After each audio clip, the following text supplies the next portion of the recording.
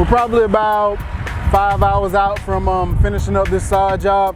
As you can see, we got the St. Augustine right here, and all of this is going in the yard. We're probably gonna use those full pieces right there out here, because we're gonna have some cut pieces to fill in them gaps, but you can just leave that right there. It's still another pallet on the back. Welcome to another episode of Getting Dirty with Earthworks. I'm Kozman, Barnum, and right now we are in Ponte, Vedra. Right now we are finishing up a landscaping job. Actually, they just built a huge pond right over here. You can kind of see it over these hedges. A lot of sod got torn up because we had to bring in the bobcat. It's very heavy, so it basically tore up a path all the way from the front yard to the backyard. So it's going to take maybe about 5 pallets of sod to fix it. We're using St. Augustine. A couple of tips for your sod. I say between 7 and 9 a.m. is the best times to water, and what you want to do is you want to water it heavily and infrequently. So what you do is, it's a trick kind of. So what you do is you basically water the grass heavily so that when the sun comes up between 7 and 9, it'll basically dry up the grass. It just reduces risk of mold and fungus. And then also infrequently, because what you do is you want the grass to basically create deeper roots and dig deeper. So if you're giving it water every day, it doesn't have to fight for survival, basically, so the roots don't have to go down as far. But if you take that water away, then it makes the grass think, oh no, it's a drought, so now I have to dig down further in order to find water, and it makes your grass stronger. That's just a little tidbit for you. So what I like to do is, I like to get a nice clean edge whenever we're doing sod, and you'll see, once it's cut right, you should be able to just peel your existing sod back, and it'll create a nice deep edge.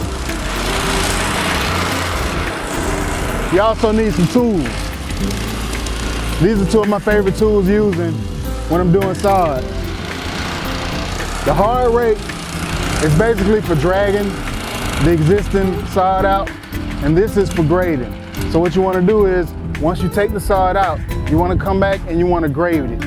And you want to leave maybe about 2.5, 3 inches down, so that when you take your sod and drop it in, it'll butt right up to the existing grass.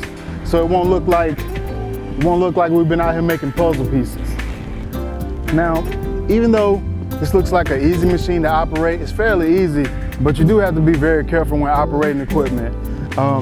You never want to wear clothes that may be hanging down and get caught up in the machinery, because the machine doesn't have a mind. It's just an engine. It's just going to keep going. So always be very careful. I like to wear boots whenever I'm using the sod cutter, just because you know, I like all my toes and I want to keep them. If you're going to do it yourself, which is possible, I recommend professionals like us, but if you're going to do it yourself, just please be extra careful. There's different things you can run into, different situations. For example, most of the time we'll run into irrigation heads, we'll run into irrigation pipes. The cable and the fiber optics are all underground. So you have to take a lot of things into consideration before you decide to do it yourself. You can always call us and we'll do it for you. When you use Earthworks, just know that we're very professional. We like to be on time, and we like to do everything that we say we're going to do. And we also go above and beyond. That's kind of like what we pride ourselves on, like going above and beyond. It's the small details that separate us from other companies. And just call Earthworks if you want a professional quality job. We'll handle that for you.